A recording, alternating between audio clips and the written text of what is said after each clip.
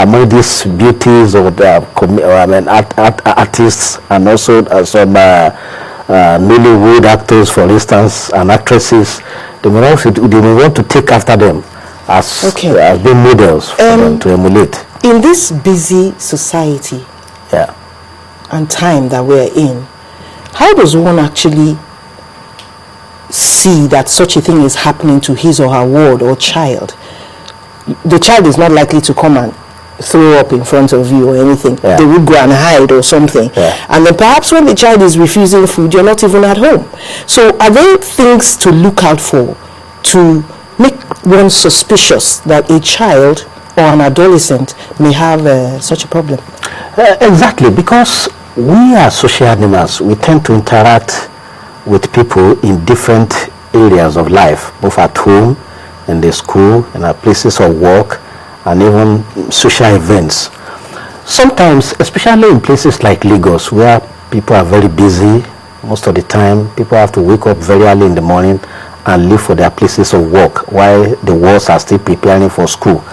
So sometimes parents may not even be aware of this problem on time. But let me cite an example. There was a time I was consulted to see an adolescent with this problem. And getting to their home, the social workers discovered, because in psychiatric practice, there are social workers that can do whole visits. So the social workers discovered that in the room of this particular girl, there are areas where food items were hidden, which are not consumed. And looking over the window, there were spaces of waste foods items on the walls. So apparently the girl was disposing of this food without. Did this happen in this country? In Lagos here. In Lagos here. That was the discovery of the social worker that we sent to. The child was brought to you. Yeah. What was the complaint when they brought the child to you? What had they noticed? What they noticed was that she was losing weight excessively.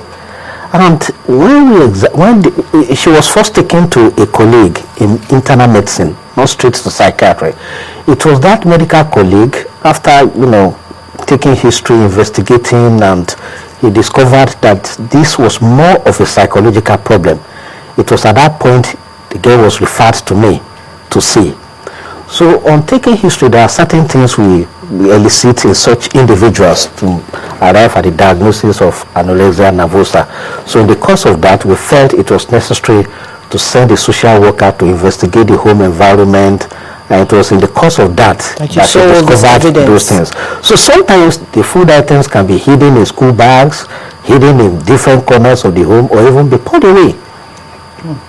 Now, what are some of the consequences of eating disorders? Assuming, for example, that somebody has succeeded in hiding it for a very long time and has suffered from it for quite a while. Are there things that could occur as consequence? Well, there are so many complications of eating disorders. Right from the physical appearance, I will just, for the sake of the public to have a good understanding, even for the physical appearance of the individual, there are certain things to look out for. Then there are medical complications as well as psychiatric complications.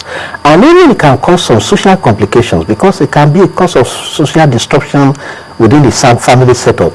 Well, physically, of course, one will observe that the individual is extremely thin, lean. That's for the anorexia. Yeah, for the anorexia. Severe weight loss, without any good explanation for that. Then again, aside from that, for ladies, they may have what I call amenorrhea, that is, the cessation of monthly menstrual flow.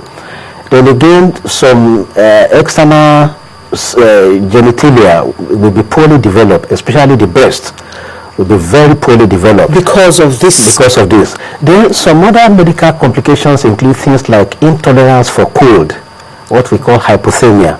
Then again, there can be hypotension, that is, the blood pressure is extremely low, and that can be very dangerous. Then aside from that, it can also affect the bones. The bones become brittle, and over the years, the hairs, they develop what we call lanugo hairs in medical practice. That is, the hairs become fluffy, appear like the hair of a newborn baby. Okay. Then the skin becomes very dry. The skin becomes very dry with these lanugo hairs appearing. So these are the telltale signs one can be on the lookout for. Then again, psychological complications like anxiety disorders, depression. These are well-known psychological complications of this problem. Let me just interject there. Okay. These physical signs like the dry skin and the ears, are they late signs or early signs? Because what we're looking to do here is catch this thing before it becomes dangerous. Well, some of the early signs, I must point out, it may be social behavior. For instance, the individual in the family, when the family is eating together, may opt out. Either claiming they want to take their own meal afterward, or prefer to take their meals in their rooms rather than being on the dining table.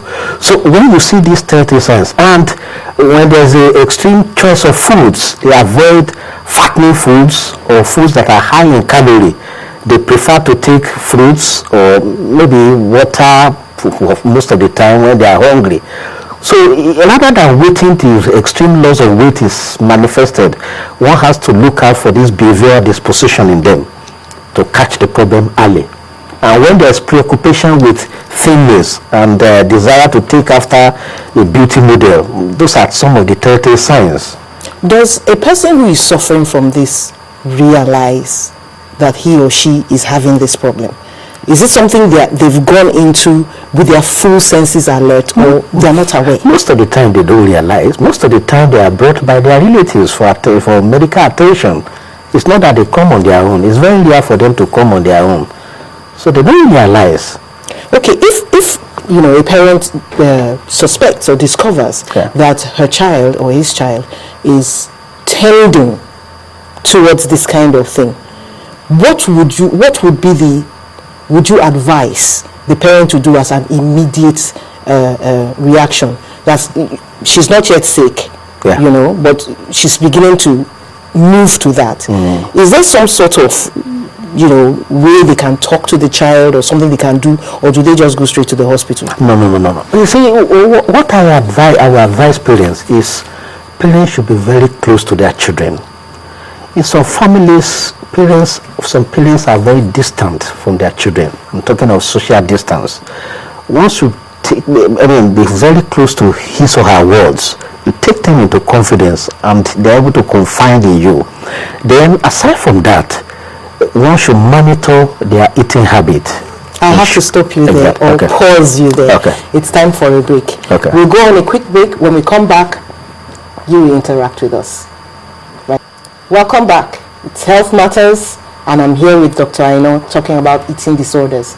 To interact with us, ask your questions or contribute, the number to call is 01-2206-842. That's 01-2206-842.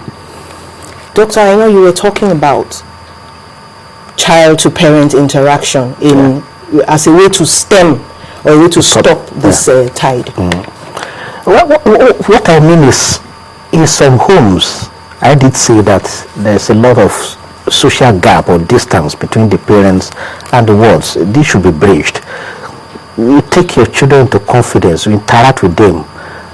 By the time you're interacting with them, you are able to know what is going on in their mind about their desire for thinness, to take after role models like Pt.2 champs, which may be dangerous for their own health. So at that point, and paying proper attention to their eating habits, one will be able to nip this problem in the bud before it escalates to medical complications. Okay. So at the point that a sufferer is brought to the hospital, what are the kind of things, you know, you would do? Aside from, you know, treating any medical complications that may have arisen, since it's partly a psychological thing and a social thing, what do you do to change this person's outlook? Well, there are many things we do, but it depends on the stage at which the problem is brought to us. Most of the time, they can be handled on an outpatient basis. But in extreme form of eating disorders, especially those that have developed complications, they may need to be hospitalized, but quite a large percentage of them will not need hospitalization, but to be handled on a patient basis. Well, first of all, we need to take very good history to make definitive diagnosis. Then there are certain investigations we can carry out, laboratory investigations. Do you do something like counseling? I'm still coming to that. I'm still coming to that. Just a minute, we have a phone call. Okay. Somebody is calling on that. I'm still coming to that. Hello. Looks like Kayode calling from Lagos. Hello, Kayode. Hello, Kayode. Hello. Somebody is calling on that. I'm still coming to that. Hello. Hello. You can hear Kayode calling from Lagos. Hello, Kayode. Hello, Kayode. It appears we've lost Kayode. Okay.